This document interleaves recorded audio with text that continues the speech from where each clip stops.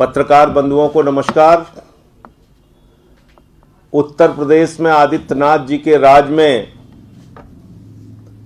हिंसा, आतंक, गुंडागर्दी, माफियागिरी, महिलाओं के साथ दुष्कर्म, बलात्कार, हत्या, ऐसी घटनाओं की बाढ़ लगी हुई है।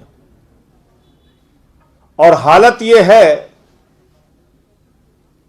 कि बिकरू कांड कोई अभी भूला नहीं है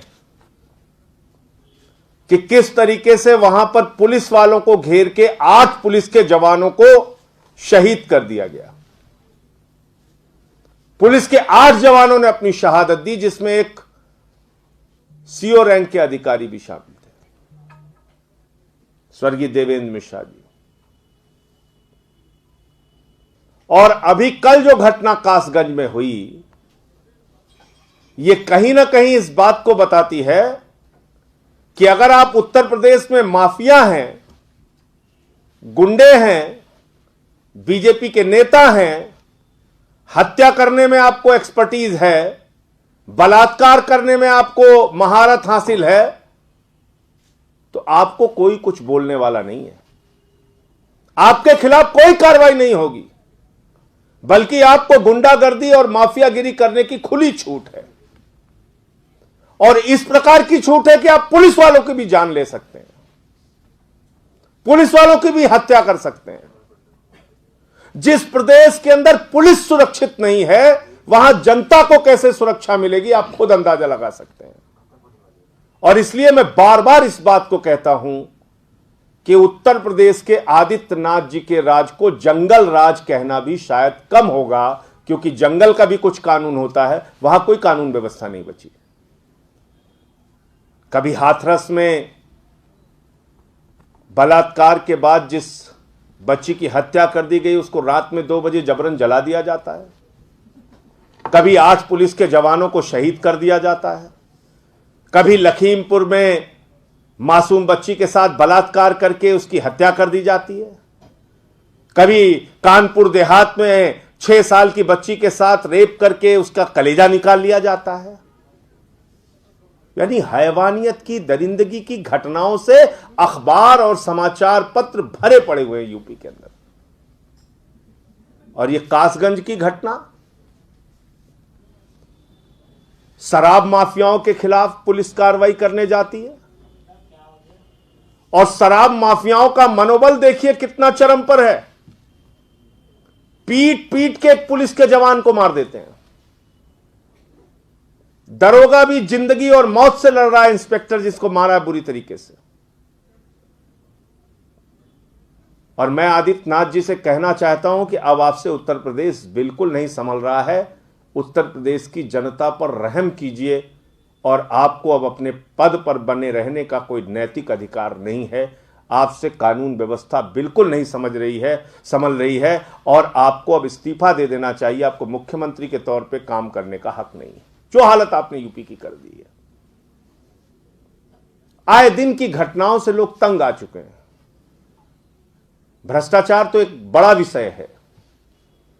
कोरोना का घोटाला हो जाता है, शिक्षक भर्ती का घोटाला हो जाता है, पीपीई किट का घोटाला हो जाता है। वो घोटाले और भ्रष्टाचार एक अलग विषय है, उस पर लंबी चर्चा हो सकती है। लेकिन जब उत्तर प्रदेश में दरोगा और पुलिस ही सुरक्षित नहीं है, पिछले दिनों शामली से एक खबर आई कि एक महिला कांस्टेबल शिकायत कर रही है कि उसके साथ छेड़खानी होती है, उसको तंग किया जाता है, उसको परेशान किया जाता है।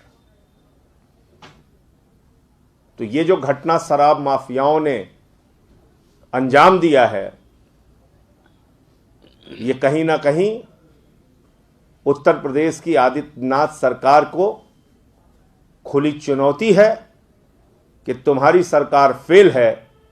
अगर राज चलेगा तो शराब माफियाओं का, राज चलेगा तो हत्यारों का, राज चलेगा तो बलात्कारियों का, राज चलेगा तो गुंडे और माफियाओं का।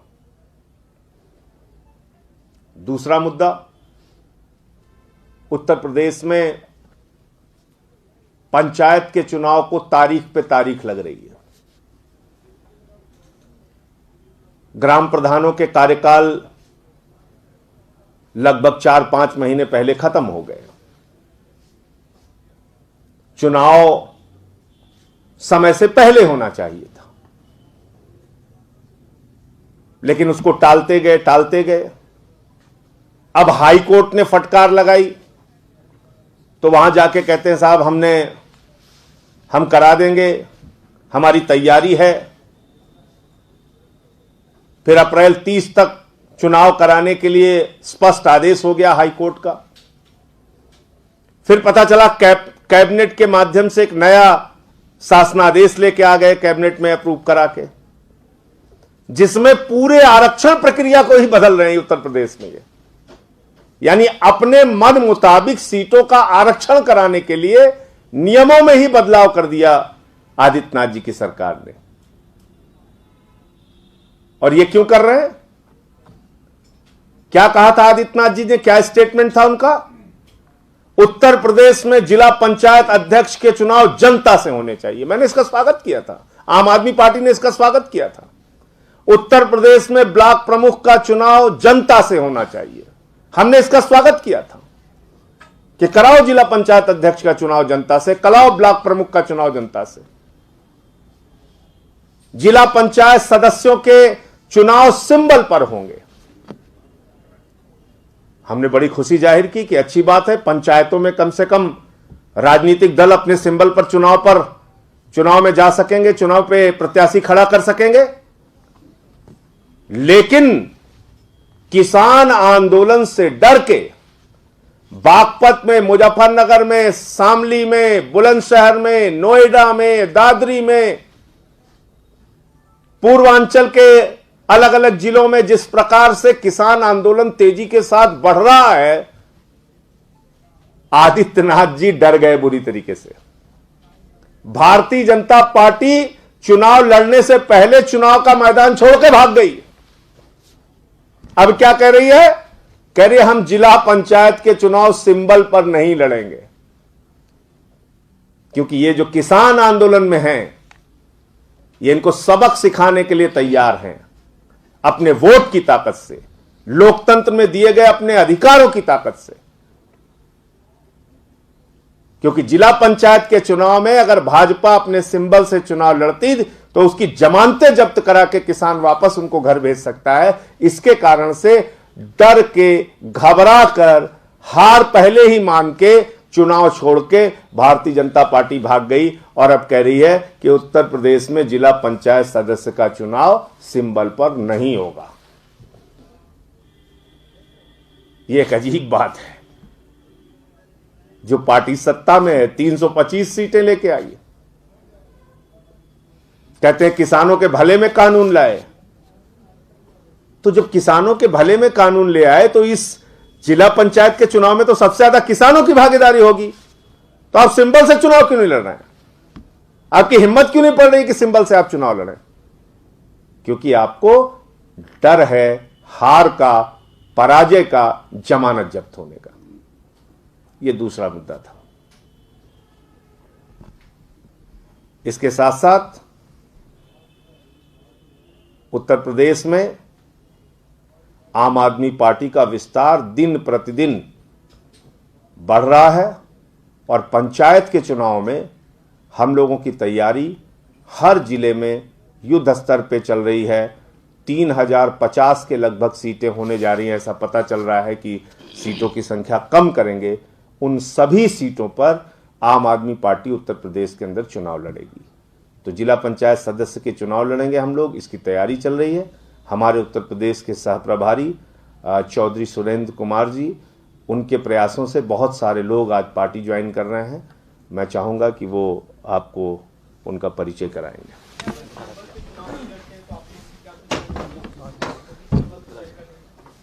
आप बैठे रहो, बुला लेंगे।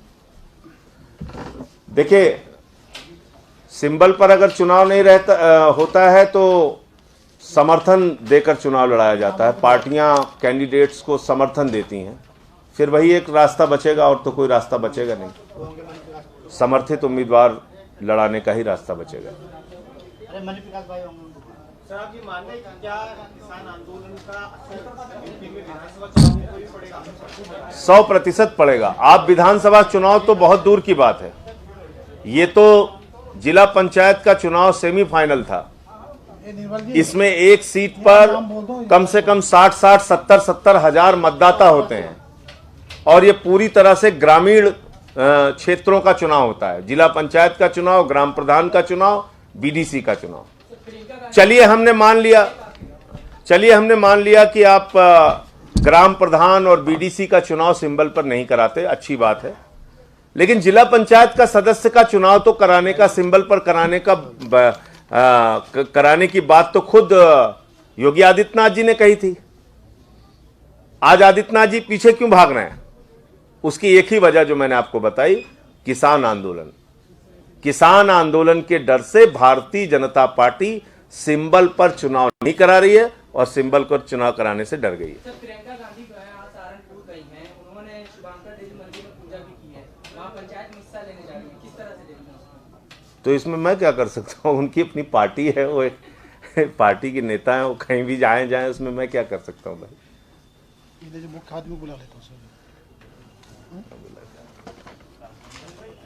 हाँ मैं सुन रहा था।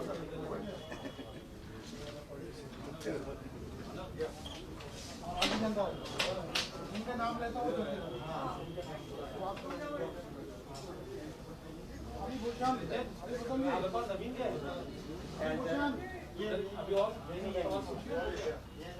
कोई सवाल पूछना हो तो पूछ लो, नहीं तो अब उनके ज्वाइनिंग वाला फिर शुरू हो जाएगा।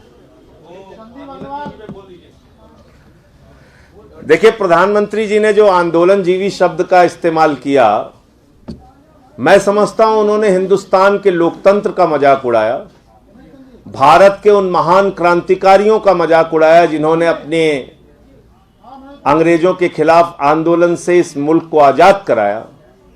उन्होंने राष्ट्रपिता महात्मा गांधी का मजाक उड़ाया, उन्होंने डॉक्टर राम मनोहर लोहिया का मजाक उड़ाया, सरदार वल्लभ भाई पटेल का मजाक उड़ाया, बाबा साहब डॉक्टर भीमराव अंबेडकर का मजाक उड़ाया और पिछले 80 दिनों से आंदोलन पर बैठे लाखों किसानों का मजाक उड़ाया।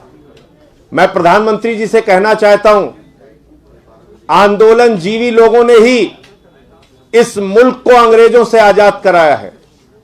आंदोलनजीवी लोगों ने ही संसद में हमको और आपको बोलने का अधिकार दिया है। आंदोलनजीवी लोगों ने ही इस देश को एक बेहतरीन संविधान दिया है, विधानसभाएं दी हैं। आंदोलनजीवी लोगों ने ही वंचित सब तबके को न्याय दिलाया है। आंदोलनजीवी लोगों ने ही समय समय पर सत्ता के अहंकार और तानाशाही के खिलाफ सड़क पर संघर्ष करके परिवर्तन लाने का काम किया है। इसलिए आंदोलनकारियों का मजाक उड़ाकर बापू से लेके और इन किसान भाइयों तक को जो आपने आंदोलनजीवी कह के मजाक उड़ाया, मैं समझता हूं वो आपकी ओछी मानसिकता को उजागर करता है और प्रधानमंत्री जी को कम से कम अपने पद की गरिमा का ध्यान रखना चाहिए और इस तरह के शब्दों का इस्तेमाल न करें, क्योंकि खुद 75 में जब इस देश के अंदर आपातकाल लगा तो यही भारतीय जनता पार्टी के तमाम वो नेता जो आज स्वर्गीय हैं, दुनिया में नहीं है और जो आज है भी, 2-2 साल ये लोग जेल में रहे। क्या कर रहे थे आप लोग? तब आपने आंदोलन नहीं किया था आपातकाल के खिलाफ। आप जब सत्ता में नहीं रहते तो आप आंदोलनजीवी होते हैं और जब सत्ता में आते हैं तो भाषणजीवी हो जाते हैं, जुमलाजीवी हो जाते हैं। तो जुमलाजीवी और भाषणजीवी होने से देश का कल्याण नहीं होगा। आंदोलनजीवी लोगों ने ही इस देश की आत्मा को जीवित रखा है और आगे भी जीवित रखेंगे।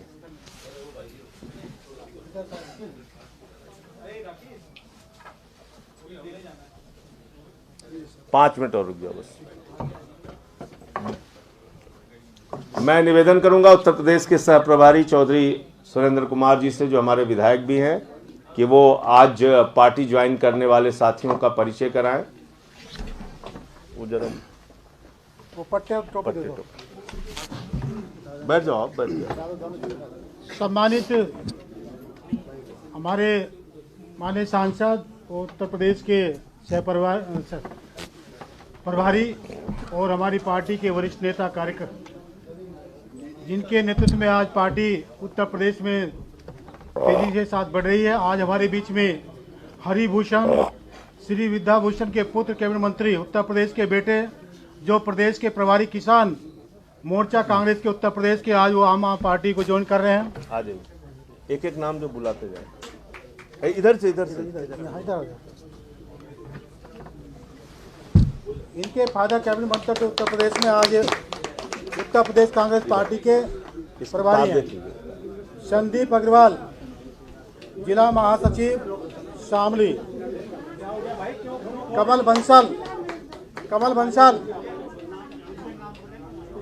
जिनके नाम बोल रहे हैं वही आएंगे भैया, इनके नाम बोल रहे हैं। वही जो कमल बंसल, कमल बंसल राष्ट्रीय प्रवक्ता अग्रवाल समाज प्रदेश अध्यक्ष मोदी सेना उत्तर प्रदेश। बुलाओ दोनों बुलाओ।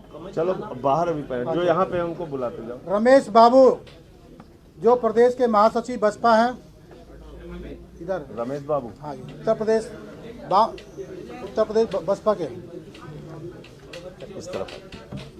दीपक सिंह, जो प्रदेश सचिव प्रगतिशील समाजवादी पार्टी बरिया से हैं, ये शिवलाल यादव पार्टी के प्रदेश सचिव। दूसरे प्रशांत कुमार यादव, प्रदेश सचिव प्रगतिशील समाजवादी पार्टी के प्रदेश सचिव।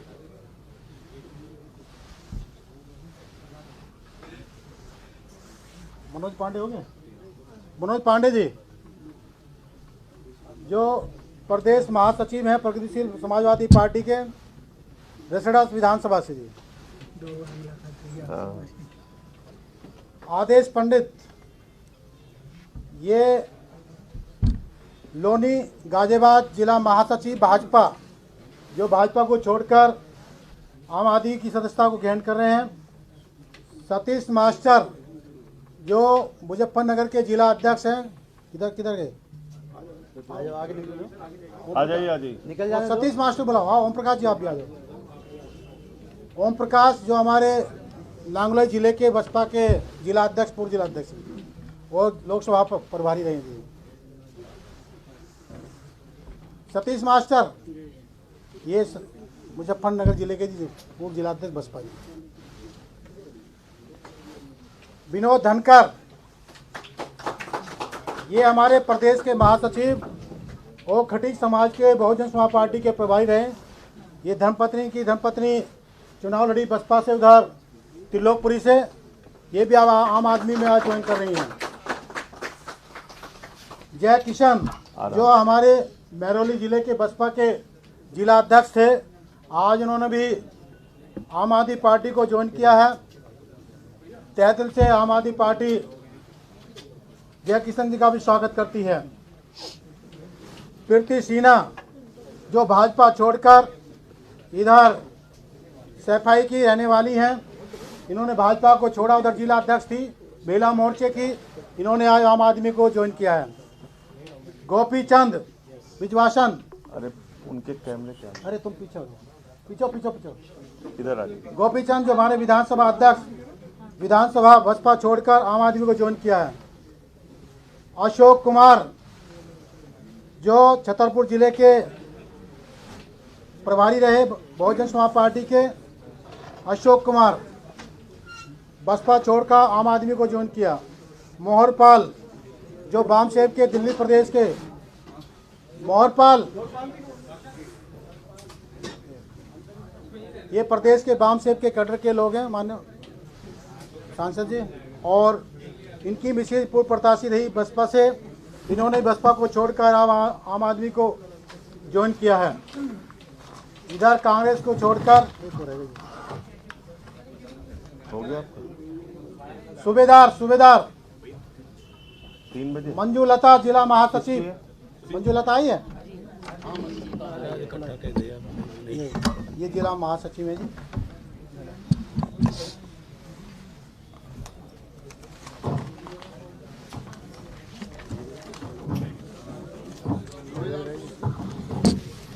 इनके साथ सारे समर्थक हैं। ठीक है बस। कमल सिंह जी, यूपी, हाँ कमल सिंह नहीं जाएंगे। ये हमारे पूर्व जिलाध्यक्ष बसपा,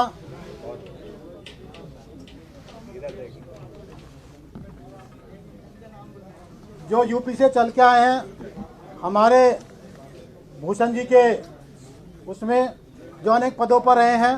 अजय कुमार सिंह मेरठ से हैं, पंकज गोयल मुजफ्फरनगर से, सुनील कुमार शामली से हैं, आलोक कुमार भटनागर मुजफ्फरनगर से, आरपी सिंह मुजफ्फरनगर से हैं, आनंद कुमार शामली से हैं, गजेंद्र सिंह ठाकुर मुजफ्फरनगर से हैं, अरविंद सिंह कुमार मुजफ्फरनगर से, रईस अहमद मुजफ्फरनगर से, धीरज उपाध्याय शामली से हैं, हर्ष भूषण मुजफ्फरनगर से, दीपांशु भूषण मुजफ्फरनगर से, सतीश कुमार मुजफ्फरनगर से हैं। और भी बहुत सारी सैकड़ों लोगों की इसमें लोगों ने आज पार्टी को ज्वाइन किया है। आ जाइए अभी। शीतल, चलो अब वहाँ हाँ राजवीर सिंह, अच्छा आइए सर राजवीर सिंह रहे, राजवीर जी आइए। हाँ राजवीर हो जाओ, बिलाल सहवाज जी बोलो।